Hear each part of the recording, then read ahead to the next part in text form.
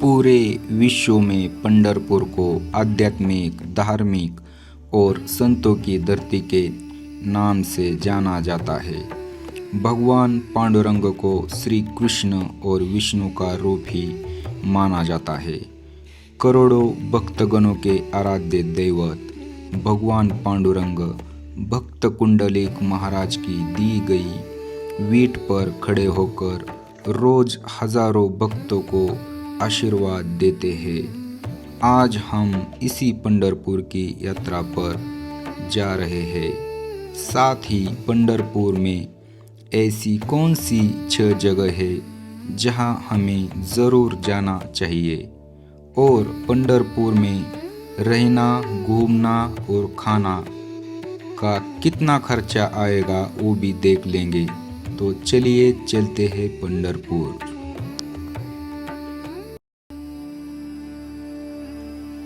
ये है पवित्र चंद्रभागा नदी। इसका उगम भीमाशंकर में हुआ है।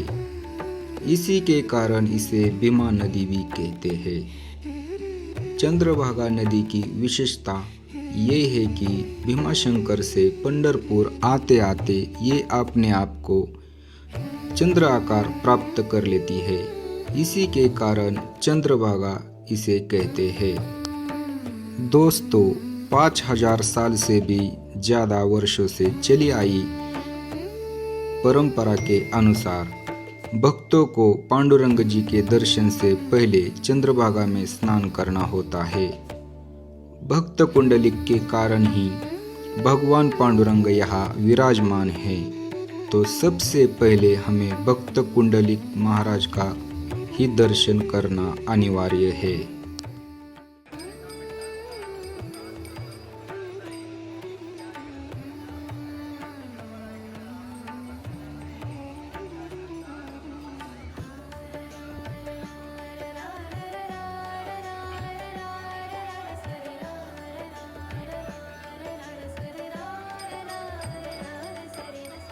करने जाते समय रास्ते में हमें ये प्राचीन द्वारकाधीश मंदिर मिलता है, जिसे शिंदे सरकार वाड़ा भी कहते हैं। पांडुरंग के मंदिर के सामने ही हम संत चोखामेला के समाधि का दर्शन करेंगे और यहाँ पर ही संत नामदेव का दर्शन करेंगे, जिसे नामदेव पायरी भी कहते हैं। मंदिर के मुख्य गर्भगृह में भगवान पांडुरंग कमर पर हाथ रखे वीट पर खड़े हैं। इसी जगह पर हमें भगवान पांडुरंग जी का चरण स्पर्श का दर्शन होता है। इसी मंदिर के परिसर में हम कई सारी चीजें खरीद सकते हैं। भगवान और संतों की मूर्तियाँ, प्रसाद, अगरबत्ती, अष्टगंध, बच्चों के लिए खिलौने। हम यहाँ तुलसी की माला अपनी आंखों के सामने बना के ले सकते हैं।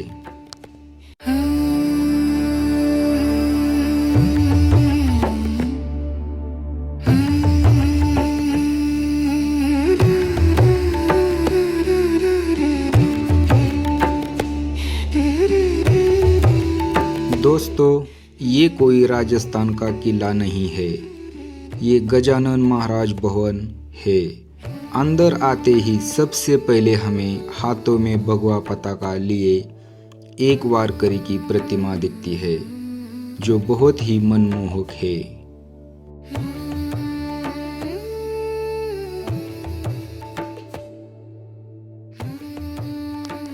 ये है श्री गजानन महाराज जी का मुख्य मंदिर। ये मंदिर पूरा सफ़ेद मार्बल पत्थर से बना है और इसकी डिज़ाइन देखने लायक है। आपको ये मंदिर देखने के लिए एक बार तो ज़रूर आना चाहिए।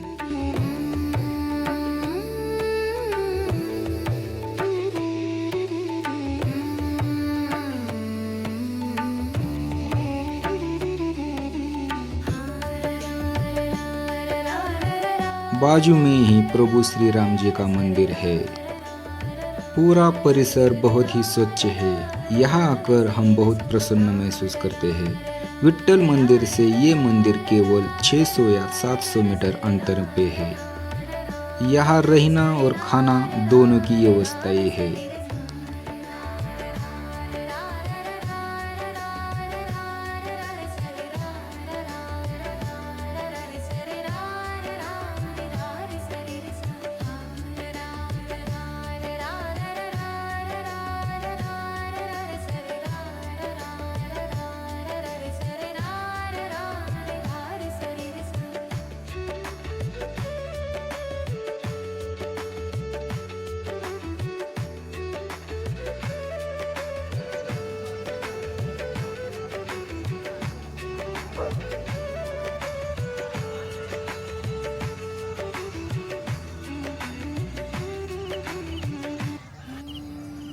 ये है श्री संत एकनाथ महाराज, और इस तुलसी वृंदावन में जिधर देखो उधर तुलसी ही है, देख सकते हैं। बहुत ही खूबसूरत है, लेकिन तुलसी जिधर देखो उधर तुलसी ही है, हर तरफ तुलसी है।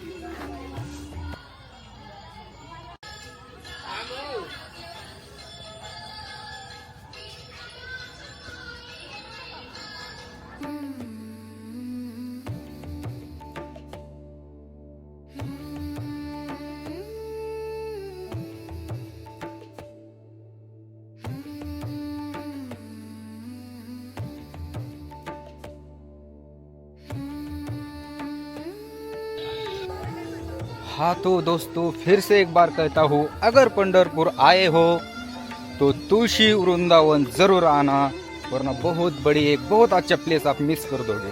बहुत ही खुशी हुई मुझे यहाँ पर आकर, बहुत बेस्ट है। मुझे लगा नहीं था कि इतना बढ़िया होगा। तो अब तक जितने भी हमने प्लेस देखे हैं उसमें सबसे पसंद और सबसे सुकून भरा, जहाँ आकर पूरी थकान दिन भर की गायब हो गई, ऐसा ये प्लेस है। पांडुरंग जी के यहाँ पर सॉन्ग बज रहे हैं, उनका भजन बज रहा है, और उसमें से ये सब लोग, और कितना अच्छा प्लेस है यार, एक्सीलेंट। तो यही है वो विष्णुपाद मंदिर। ये विष्णुपाद मंदिर के बारे में कहा जाता है कि जो भी भगवान पांडुरंग है और जो भगवान रुक्मिणी है, वो दिसंबर यानी कि भाद्रपद महीने में 1 महीने के लिए विष्णुपाद मंदिर में आके रहते हैं। तो भाद्रपद महीने में सभी जो भगवान पांडुरंग के अनुयायी है, वो सभी इसी विष्णुपाद मंदिर में आके इधर ही दर्शन करते हैं। विष्णुपाद मंदिर में यही भगवान विष्णु की मूर्ति है। दोस्तों, यही वो जगह है जो भगवान विष्णु जी ने गयासुर नाम का जो राक्षस था, उसके ऊपर ये और ओ, ये 2 पैर देके उसका वध किया था। तो यही वो जगह है जिसको विष्णुपद बोलते हैं।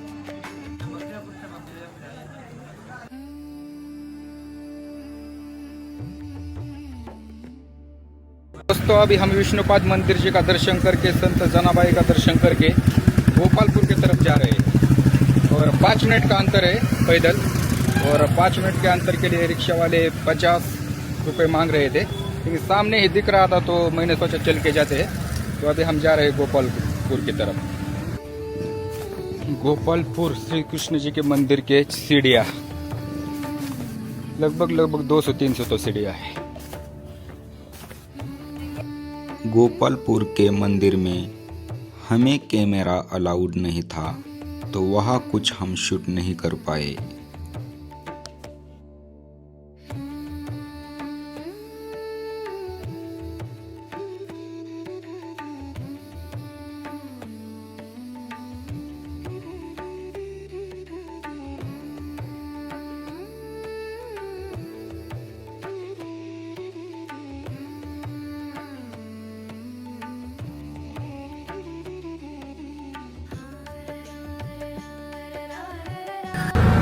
अभी गोरखपुर देख के हमारा हुआ है, और गोरखपुर ठीक है, मतलब हिस्टोरिक चीज़ें देखी तो अच्छी है, लेकिन देखने में इतना खूबसूरत तो नहीं है। लेकिन हिस्ट्री में जाने के लिए अच्छा है, जो कि श्री कृष्ण जी और संत जनाबाई का संसार वो करने आए थे, तो वो सब चीज़ें अच्छी लगी मुझे। अभी हम जा रहे हैं कैकाड़ी महाराज मठ की तरफ, जो कि यहाँ से 4 किलोमीटर दूर है, और यहाँ से अभी मैं रिक्शा से जा रहा हूँ। तो अभी यहाँ से 120 रुपये मैंने दिए हैं।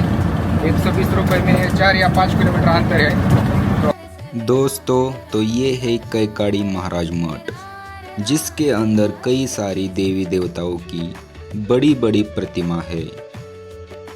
सारी इतिहास की घटनाएं यहाँ बनाई है। पूरा मठ घूमने में 1 घंटा लगता है।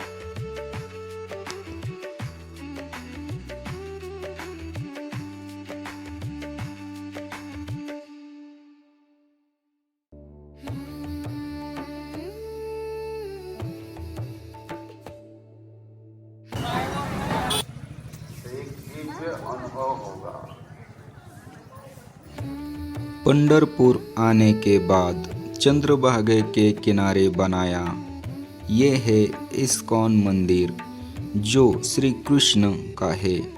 यहाँ पर आपको ज़रूर आना है।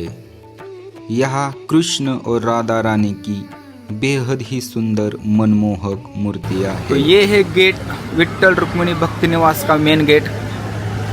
यहाँ से हम एंट्री करेंगे। तो ये मैं क्या देख रहा हूँ, ये विट्ठल रुक्मिणी भवन है या कोई पेरिस का किसी राजा का महल है। पंढरपुर आने के बाद आपको रहना हो या नहीं रहना हो, लेकिन विट्ठल रुक्मिणी भवन देखने के लिए तो ज़रूर आना है। बहुत ही खूबसूरत है। ऐसा लग रहा है कि किसी फॉरेन कंट्री में या बहुत ही खूबसूरत जगह पर आए हैं। बहुत अच्छा है। इसका टेक्सचर जो है बेसिकली पुराने ज़माने का जो होता था गढ़ किले, उस टाइप का बनाया हुआ है और बहुत ही खूबसूरत लग। तो अभी हम बात करते हैं कि आपको एक दिन में पंढरपुर में ये 6 पॉइंट घूमने हैं, फिर खाना है और फिर रहना है, तो कुल खर्चा कितना हो जाएगा। तो अभी देख लो, अगर आप 3 या 4 लोग आए हैं तो घूमने का यानी कि 6 पॉइंट देखने का हो जाएगा रिक्शा का लगभग 500 या 600 से ज़्यादा नहीं होगा। उसके बाद आ गया आपका खाना आपका एक दिन में यहाँ पर वेज जो थाली मिलती है, जो कि बहुत अच्छी मिलती है, किधर भी गए अच्छे होटल में तो उसकी लमसम कीमत 200 रुपये या 200 के आसपास है। तो आपका 1,500 रुपये वो पकड़ लो 3 या 4 लोगों का। और रहने का, अगर आप ये जो भवन देख रहे हैं आप, जो बहुत ही ब्यूटीफुल है, इसमें अगर रहते हैं 4 लोग तो इसका रेंट एक रूम का 1,500 है एक नाइट का। तो ये 1,500 और वो 1,500 3 और एक 500-600 रुपये रिक्शा का ऑटो वाले का, यानी कि पकड़ लो 4,000 रुपये। तो 4 लोग आते हैं तो 4,000 में आपका पंढरपुर में ये 6 पॉइंट खाना और रहना सब हो जाएगा। अब बताइए ये वीडियो आपको कैसा लगा। अगर वीडियो अच्छा लगा होगा तो प्लीज़ चैनल को सब्सक्राइब कीजिएगा। मिलते हैं नेक्स्ट वीडियो में, तब तक के लिए बाय बाय। राम कृष्ण हरी।